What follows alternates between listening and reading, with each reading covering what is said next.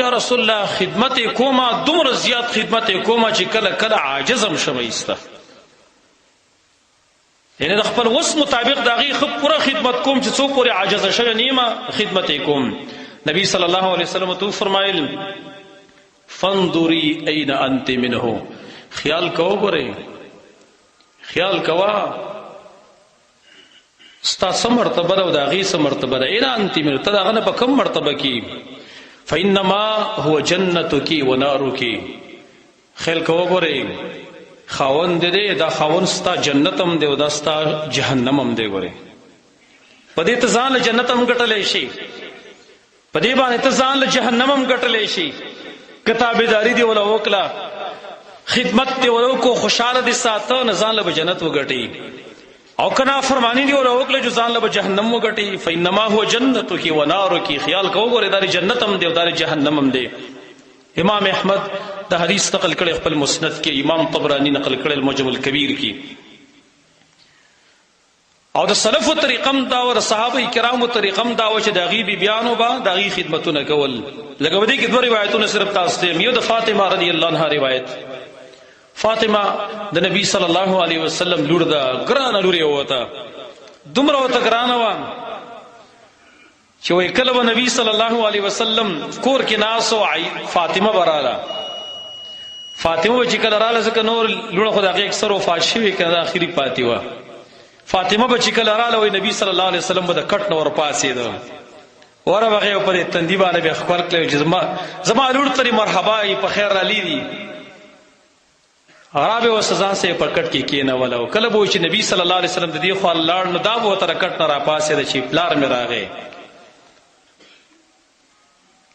او نبی صلی الله علیه وسلم د تاخيره کې دا قضیه اورولې کنه ای حدیث کې راغلی نبی صلی الله علیه وسلم ته یو پیره فاطمه رالنو عائشه فرمای حدیث بخاری کې راغلی ځان له څه خبره وکړي چې پټه خبره وسو وکړه نو پټه خبره وته چې وکړه نو فاطمه ډیره وجړل به وته بل خبره وکړه دوباره نبی خاندل عائشه رضی الله عنها فرمای وای مار فاطمه نه تاسو کو چې فاطمه تا ته نبی صلی الله علیه وسلم څه ویل یو ځل ته خبره وکړه تا وژړل او به دوباره ته بل خبره وکړه تا وخندل هغه ورته د زما د رسول الله صلی الله علیه وسلم کې راز دی زه خپل پلار راز نشم پاش کولای چې هغه ژوند دی کله چې رسول الله صلی الله علیه وسلم وفات شو دغه نورستا عائشه فرمایي وای ما فاطمه ته ویل چې فاطمه تب ما ته خامخه خبر راکې زما پتا باندې حق ته زستا مورم ما ته ته خبر راکې چې نبی ته څه ویل دي او ورته چې وسرته ځکه وس رسول الله صلی الله علیه وسلم وفات شوی دی نو وای ما ته ویل شي ما چې لاول کله وجړل په دی وجه باندې چې نبی صلی الله علیه وسلم ما ته به دی وکی ویل شي لوري زمانه ټرانی زی شوی د لکه چې زه وفات کېدو وایم او جدار چې جبريل به نور کله راتنه پر رمضان کې به ماته یو ځل قران ختمه او دی پیراته دو ځل ختم کو زما خیال دار چې زه رخصت دعا وایم نو بچي صبر وکړي وره نو ما وجړل به اختیار او بیا راتی ویل چې تبه د جنت زنانو سردارې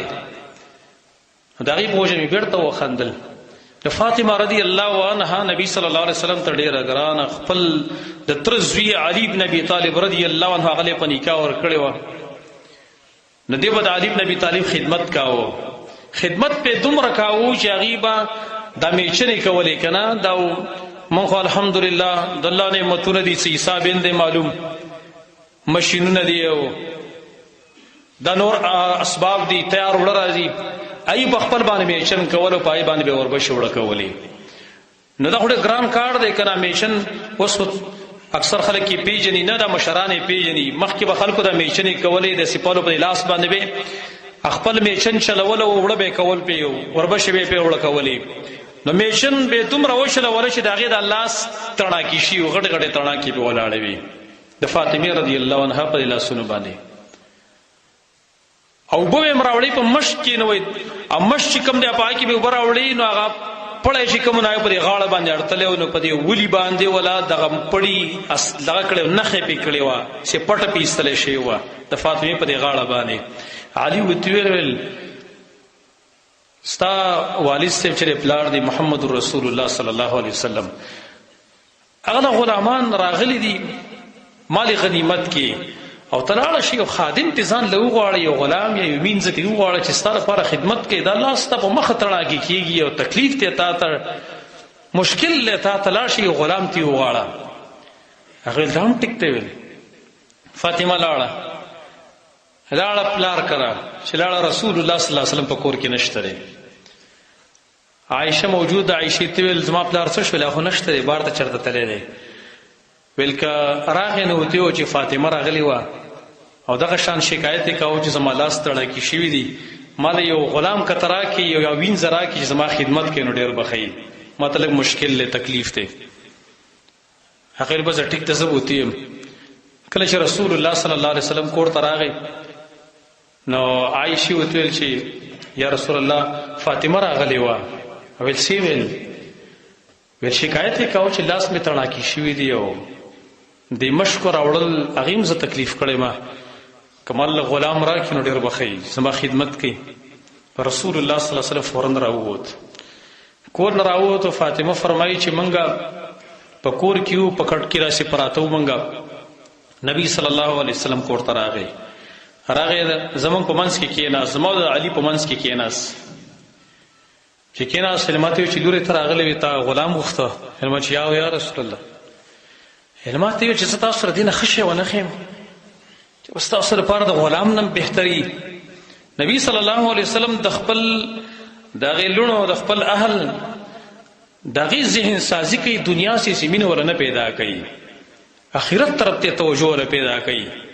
ویل بچیا زه تاسو ته یو شی ونه ښیم چې هغه ستاسو لپاره دې نه بهتر وي د غلام نه. هغه ویل ولې نه یا رسول الله ویل تاسو چې کله د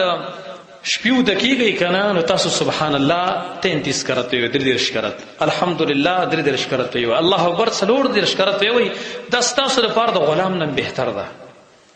هغه بس ټیک دی یا رسول الله دغه به ویو په هغې باندې اکتفا وکړه. علما هلته لیکي